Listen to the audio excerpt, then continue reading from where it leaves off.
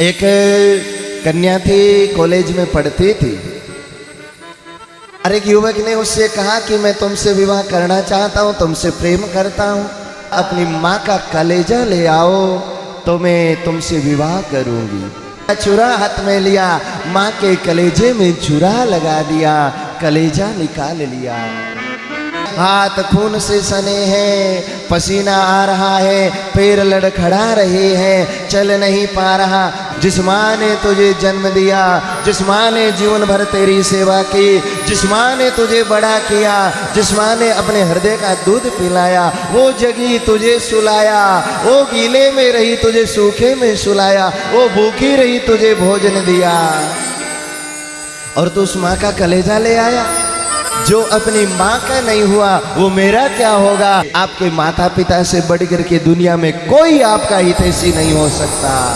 आप पुत्री का विवाह किनसे कर रहे हैं तो कहे भाई पावनो तो कहीं को करे नहीं, पर बेटी रे जो हो रो है बे माट साहब है, बारे घनी फैक्ट्री। तो भैया धन से, फैक्ट्री से पुत्री का विवाह नहीं होता है। माता पिता को और परिवार जनों को चाहिए, पुत्री का विवाह करना चाहते हो तो वो वर कैसा है ये प्रथम ध्यान दो। धन की क्या उपयोगिता, धन कम होगा लेकिन वर योग्य होगा तो काम चल जाएगा, जीवन को धर्म पूर्वक जी लेगा। इसलिए वो युवक कैसा, उस पर प्रथम नजर रहे।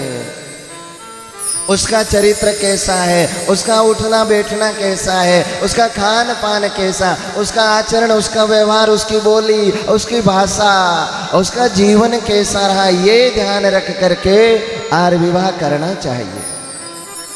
एक कन्या थी, कॉलेज में पढ़ती थी। और एक युवक ने उससे कहा कि मैं तुमसे विवाह करना चाहता हूँ, तुमसे प्रेम करता हूँ। उस कन्या ने बहुत मना किया, वो बहुत पीछे लगा रहा। तो कन्या ने कहा कि तू विवाह तो मुझसे करेगा, लेकिन ये बता कि तू मेरे लिए कर क्या सकता है। उसने कहा तुम कहो तो चांद को धरती पे ले आऊं, तारे तोड़ लाऊं, तुम कहो तो पूरी संपदा को खरीद लूं, तुम कहो जो कर लूं।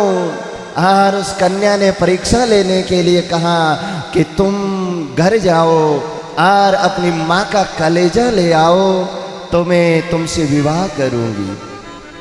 युवक एक बार तो सुनते ही अचंभित रह गया, अचेत रह गया, लेकिन काम सवार था, वहां प्रेम नहीं था। प्रेम होता तो उसे ध्यान आता कि ये युवती से तो मैं आज मिला हूँ, कल प्रेम हुआ है, लेकिन मेरी माँ जब मैं जन्मा भी नहीं था तब से मेरे लिए मंदिर गई, तब से मेरे लिए अनुष्ठान किए, तब से मेरे लिए व्रत किए, तब से मेरे लिए धर्म को निभाया, और केवल इसलिए कि मेरा पुत्र हो, पुत्र जन्म ले। ये कहाँ कहाँ जाके मन्नतें प्रार्थनाएं की, भगवान से याचनाएं की, और जन्म नहीं हुआ उससे पहले से माँ मुझसे प्रेम कर। यदि उसके मन में प्रेम होता तो वो कहता खबरदार ये आगे से मुझे कहा, लेकिन उसके मन में वासना थी। अरे सुना कि माँ का कलेजा लाना है, कॉलेज से घर गया, बोला नहीं। और माँ माँ होती है। माँ ने कहा बेटा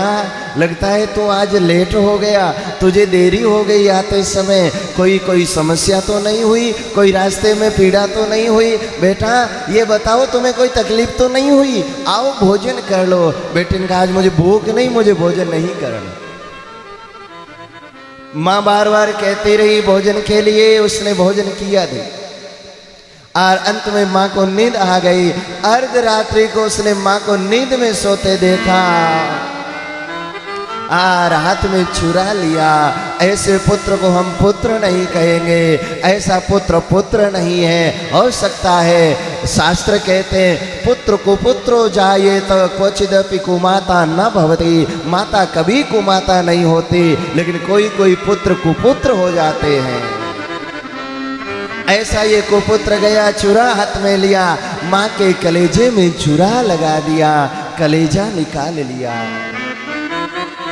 रास्ते में जाने लगा, बहुत दौड़े जा रहा है, हाथ खून से सने हैं, पसीना आ रहा है, पैर लड़खड़ा रहे हैं, चल नहीं पा रहा। जाने लगा, रास्ते में पत्थर आया और गिर गया। जो ही गिरा हाथ से माँ का कलेजा नीचे गिर गया, लेकिन उस कलेजे से आवाज आई, बेटा मेरे लाल, मेरे पुत्र, तुझे कहीं लगी तो नहीं, तुझे चोट तो नहीं लगी। उसने पुनः कलेजे को लिया, लड़के के पास गया, कहा ये ले ओ, अब तो तुम मुझसे विवाह करो। और कन्या ने जो ही देखा एकदम देखते ही सहम गई, अरे ये क्या किया तूने? और कन्या ने दो टूक जवाब दिया, सुन, जिस माँ ने तुझे जन्म दिया, जिस माँ ने जीवन भर तेरी सेवा की, जिस माँ ने तुझे बड़ा किया, जिस माँ ने अपने हृदय का दूध पिलाया, वो जगी तुझे सुलाया, वो गीले में रही तुझे सूखे में सुलाया, वो भूखी रही तुझे भोजन दिया, और तू उस माँ का कलेजा ले आया।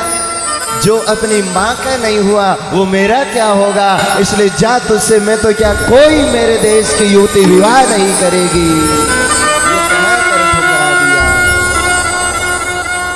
मेरी बहनों से कहना चाहूँगा, वर्तमान समय में विधर्मियों द्वारा एक षड्यंत्र चल रहा है हमारे परिवार की मर्यादा को, हमारी उस एक दिव्य परंपरा को तोड़ने का एक प्रयास षड्यंत्र के चलते।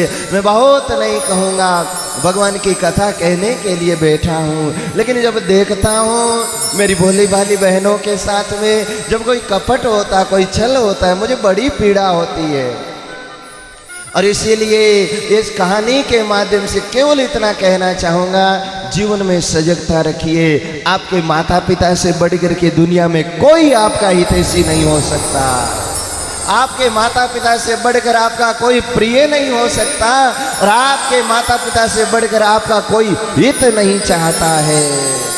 इसीलिए विवाह किससे हो ये बहुत महत्वपूर्ण है, और बहुत सोच समझ करके, प्रभाव में आके, धन देख करके, रूप देख करके, पद देख करके जो विवाह किया जाता है वो बहुत नहीं टिकता है।